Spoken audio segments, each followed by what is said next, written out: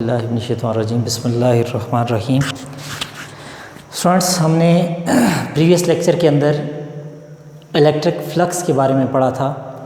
उसी टॉपिक से रिलेटेड अब हम स्टार्ट करने लगे electric flux surface enclosing a charge. Electric flux through a surface enclosing a charge कि एक ऐसी सरफेस के बारे में हम लोग पढ़ने लगे, उसका इलेक्ट्रिक फ्लक्स की वैल्यू फाइंड आउट करना चाहते हैं जिसके अंदर चार्ज इनक्लोज्ड है। लेट्स से कि जैसे ये यहाँ पे दिया हुआ है कि ये आपके पास एक क्लोज सरफेस है, इस सरफेस के अंदर यहाँ पे क्यू एक पॉजिटिव चार्ज मौजूद है। तो हम क्या करना चाह रहे हैं कि इस पूरी सरफेस का इलेक्ट्रिक फ्लक्स फाइंड आउट करना चाह रहे हैं। तो उसके लिए हमने सबसे पहला काम क्या करना है, क्योंकि हमारे पास एक क्लोज सरफेस है, तो इस पूरी सरफेस को जस्ट लाइक हम यूँ कह सकते हैं कि जैसे एक ग्लोब के अंदर एक कोई पॉजिटिव चार्ज फील्ड है। अब आपने क्या करना है कि उस पॉजिटिव चार्ज की वजह से उस पूरे ग्लोब की सरफेस का आपने फ्लक्स फाइंड आउट करना है कि उसमें टोटल कितना फ्लक्स उसका कितना है या वहाँ पे बहाव कितना आ रहा है। तो उस लिए आपने क्या करना है कि उसके लिए सबसे पहला काम क्या करना है हमने कि वो जो एक क्लोज सरफेस दी हुई है, इस पूरे एरिया को आपने स्मॉल एलिमेंटल एरियाज़ के अंदर डिवाइड कर लेना है।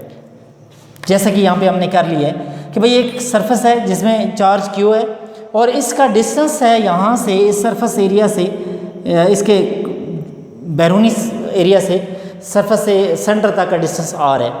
अब हमने क्या करना है कि इसके अंदर जितने भी हमारे पास जो इसका टोटल सरफेस एरिया है उसको स्मॉल एलिमेंटल एरियाज़ में हमने डिवाइड कर दिया, delta A1, delta A2, delta A3, delta A4, delta AN।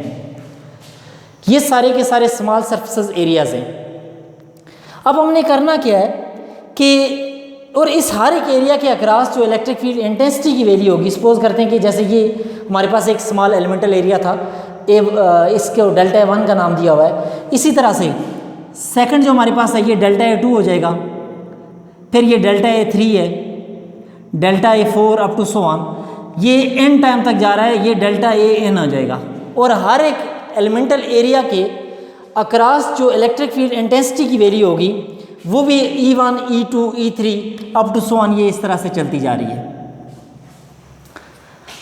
अब हर एक जो स्मॉल हमने उसमें एलिमेंटल एरिया ली है, वो जो स्मॉल हमने पिचेस में डिवाइड किया, ये जस्ट लाइक दिस, पूरा एक सर्कल था, पूरा एक स्फीयर था, उसको स्मॉल पेचेस में ऐसे डिवाइड कर लिया हमने। और इस हर स्मॉल पेज का जो वेक्टर एरिया होगा उसको हमने नाम दे दिया है A1, A2, A3, AN, और इसके ऊपर एरो ऐड आ जाएगा। एरो ऐड बेसिकली किस चीज़ को शो करेगा कि यहाँ पे ये सारे का सारा उन स्मॉल जो हमारे पास पेचेस हैं उनका वेक्टर एरिया है। अब हम क्या करते हैं कि इन तमाम जितने भी हमने इनको पेचेस में डिवाइड किया हुआ है, फर्स्ट ऑफ ऑल हम सारे का वन बाय वन यहाँ पे फ्लक्स फाइंड आउट करने की कोशिश करेंगे। Small area A1, A2, A3, A4, in small areas का हम क्या करेंगे, इलेक्ट्रिक फ्लक्स पहले फाइंड आउट करेंगे सबका वन बाय वन। फिर हम आखिर में क्या करेंगे कि उस सारे फ्लक्स को कंबाइन करके टोटल फ्लक्स देख लेंगे। तो सबसे पहले हमने वो जो स्मॉल एलिमेंटल लेंथ ली हुई है, ये जो एरिया लिया हुआ small elemental area A1, delta A1, इसके अक्रॉस हम फ्लक्स की वैल्यू फाइंड आउट करेंगे। तो ये हो जाएगा हमारे पास according to definition of flux φ1 is equal to हो जाएगा E1 डेल्टा A1।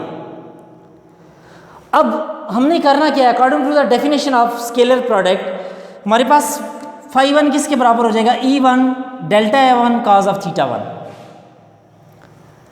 अब अगर आप देख रहे हो जितने भी हमारे पास स्मॉल पेचेस हैं सबका जो नॉर्मल है वेक्टर एरिया वो बाहर की तरफ है और इलेक्ट्रिक फील्ड इंटेंसिटी भी बाहर की तरफ है। दोनों की डायरेक्शन क्या बनती है, सेम बनती है सारे एलिमेंटल एरियाज़ के लिए। तो हम क्या करते हैं कि यहाँ पे एक ये चीज़ नोट कर लें कि since in each case E electric field intensity and vector area A both are parallel to each other, ये सारे के सारे क्या होंगे आपस में, हर जगह पे इलेक्ट्रिक फील्ड इंटेंसिटी और वेक्टर एरिया ये आपस में क्या होते जाएंगे, पैरेलल होते जाएंगे। और अगर ये पैरेलल हैं तो इसका मतलब क्या है कि इनके बीच में एंगल कितना बनेगा, 0 डिग्री। अगर दोनों ये पैरेलल हैं तो इनके बीच में एंगल कितना बनेगा, 0 डिग्री। सो सिंपली हम इसको ऐसे लिख सकते हैं कि φ1 is equal to E1 delta A1 cos of 0 degree. और यू नो कि cos 0 पे कितना होता है, 1 होता है, तो इसलिए यहाँ पे 1 पुट करेंगे तो हमारे पास φ1 किसके बराबर आ जाएगा, E1 इंटू डेल्टा A1। ये हमारे पास पहला फ्लक्स आ गया इस फर्स्ट पेज की वजह से हमने इस तरह पूरी सरफेस को n नंबर ऑफ पेजेस के अंदर डिवाइड किया हुआ है। तो इसका मतलब है कि सबको हम मज़ीद उनके लिए भी निकालते जाएंगे। सिमिलरली फाई 2 भी इसी तरह से निकलेगा, phi 3 up to so on phi n तक ये हमारे पास सिस्टम आ गया। स्टूडेंट्स यहाँ तक बात को ज़रा समझ लीजिएगा कि हमने क्या किया है कि हमारे पास n नंबर ऑफ पेजेस बने उस पूरी सरफेस के, हमने हर पेज के अलग उसके लिए हमने फ्लक्स की वैल्यू फाइंड आउट कर ली। मीन जितने भी हमने स्मॉल उसके एरियाज़ बनाए, हर एरिया के लिए हमने क्या किया कि उसकी फ्लक्स की वैल्यू फाइंड कर ली। जितनी भी स्मॉल एलिमेंटल लेंथ हैं उन सब के क्रॉस हमने फाई की वैल्यू फाइंड कर ली है। Mean phi 2 phi 3 up to phi n। अब स्मॉल पेजेस सब की आ गई है हमारे पास, इन सारे पेजेस का फ्लक्स मौजूद है। टोटल फ्लक्स देखें तो इन सारे पेजेस के फ्लक्स को सम अप कर लेंगे तो फाई इज इक्वल टू क्या हो जाएगा, phi 1 plus phi 2 plus phi 3 up to phi n। ये किसके बराबर आ गया, क्योंकि ये सारे के सम के बराबर है। तो हम क्या करेंगे कि टोटल फ्लक्स आपके पास क्या हो जाएगा, phi 1 plus phi 2 plus phi 3 up to phi n। अब यहाँ पे इनकी वैल्यूज पुट करेंगे, वैल्यूज जब पुट करेंगे तो फाई 1 आपके पास ये यूँ आ गया है, phi is equal to phi 1 plus phi 2 plus up to so on phi n। अब फाई 1 की ये वैल्यू है E1 डेल्टा A1, फाई 2 की वैल्यू आ जाएगी E2 delta A2, up to so on phi n की वैल्यू आ गई En डेल्टा AN। अब स्टूडेंट्स एक बड़ी इंपॉर्टेंट बात यहाँ पे याद रखिएगा कि ये जो क्लोज सरफेस है ये जस्ट लाइक ग्लोब है। अब ग्लोब के इनर साइड पे अगर आप क्या करते हैं कि एक लाइट लगा देते हैं, उसकी रोशनी आपको पता है कि ग्लोब से हर तरफ जैसे बाहर सेम आती है, इसी तरह इलेक्ट्रिक फील्ड अगर उसके अंदर एक पॉजिटिव चार्ज रख देते हैं तो इलेक्ट्रिक फील्ड इंटेंसिटी की वैल्यू भी सारी तरफ सेम होगी। मीन ये जो जितने भी स्मॉल एलिमेंटल लेंथ हैं हर एक के अक्रॉस इलेक्ट्रिक फील्ड इंटेंसिटी की वैल्यू क्या होगी, सेम होगी। फील्ड इंटेंसिटी का मैग्नीट्यूड हर एक के अक्रॉस क्या रहेगा, सेम रहेगा। सो हम लिखेंगे कि हमारे पास जो E1 है, magnitude of E1 is equal to E2 is equal to En और up to so on E। सारे की जगह पे हम क्या पुट करते जाएंगे, E पुट करते जाएंगे।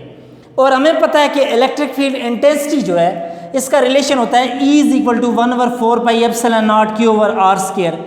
तो देन हमारे पास ये वाली जो अबव इक्वेशन है ये कैसे बन जाएगी, E delta A1 plus E delta A2 up to so on E delta AN। इस पूरी इक्वेशन में स्टूडेंट्स E कॉमन आता है, E को बाहर ले लिया, delta A1 plus delta A2 plus up to so on delta AN आ गया। और बड़ी इंपॉर्टेंट बात कि ये जो आपके पास है ये बेसिकली टोटल है। ये क्या है, ये टोटल एरिया उस स्फीयर का, क्योंकि उस टोटल एरिया को हमने छोटे छोटे पेचेस में डिवाइड किया हुआ है। सो इस पूरे स्मॉल पेचेस जितने भी इन सबको जब दोबारा से जब सम अप करेंगे हम तो हमारे पास दोबारा से टोटल ये एरिया ऑफ स्फीयर के बराबर हो जाएगा। इन सबको अगर सम करें since delta A1 plus delta A2 plus delta AN तक अगर जाएं ये एरिया ऑफ स्फीयर होगा। और आपको पता है कि एरिया ऑफ स्फीयर आपके पास 4 पाई R स्क्वायर के बराबर होता है। एरिया ऑफ स्फीयर किसके बराबर है, 4 पाई R स्क्वायर। ये दोनों वैल्यूज उठा के इसी इक्वेशन में पुट करेंगे। ये इक्वेशन नंबर 3 है, इसमें जब पुट करेंगे E की ये वैल्यू पुट कर देंगे। स्टूडेंट्स फिर देखिएगा E की ये वाली वैल्यू उठा के यहाँ पुट करनी है और ये सारे की जगह पे क्या आ गया, टोटल एरिया आ गया। तो यहाँ पे जब वैल्यूज पुट करेंगे E की वैल्यू हमने पुट की 1/4 pi epsilon naught Q over R square और ये आपके पास सरफेस एरिया जो होगा स्फीयर का 4 पाई R स्क्वायर आ गया। अब ये आपस में कैंसिल हो जाते हैं, 4 पाई 4 पाई के साथ कैंसिल हो गया, R स्क्वायर के साथ कैंसिल हो गया। पीछे आपके पास क्या बच गया, फाई इज इक्वल टू 1/एप्सिलॉन not into Q which is the total flux through a close surface enclosing a charge. कि अगर किसी भी कोई भी आपके पास क्लोज सरफेस है जिसके अंदर चार्ज मौजूद है उसका अगर टोटल हम फ्लक्स देखना चाहें तो वो फ्लक्स हमारे पास किसके बराबर होगा, फाई इज इक्वल टू 1/एप्सिलॉन नॉट इनटू Q। अब वो क्लोज सरफेस किसी तरह की भी हो सकती है स्टूडेंट्स, ये बात बड़ी इंपॉर्टेंट याद रखिएगा कि वो क्लोज सरफेस आपके पास ऐसे भी हो सकती है, वो क्लोज सरफेस ऐसे भी हो सकती है, वो क्लोज सरफेस आपके पास यूं भी हो सकती है, किसी तरह की भी क्लोज सरफेस हो सकती है। हर क्लोज सरफेस का जो फ्लक्स होगा वो क्या होगा, 1/एप्सिलॉन नॉट इनटू Q। मीन यहाँ से हमें जो रिजल्ट समझ आता है कि क्लोज सरफेस के लिए जो टोटल फ्लक्स है वो बेसिकली 3 फैक्टर्स के ऊपर डिपेंड करता है। एक टोटल चार्ज के ऊपर, दूसरा मीडियम के ऊपर। इसके अलावा क्लोज सरफेस का फ्लक्स किसी भी चीज़ के ऊपर डिपेंड नहीं करता। मीन उसकी शेप किस तरह की है, क्लोज सरफेस किस तरह की है, उसकी शेप के ऊपर कोई भी कहीं पे भी किसी तरह की भी शेप आ सकती है। फ्लक्स जो है उसकी शेप के ऊपर डिपेंड नहीं करता।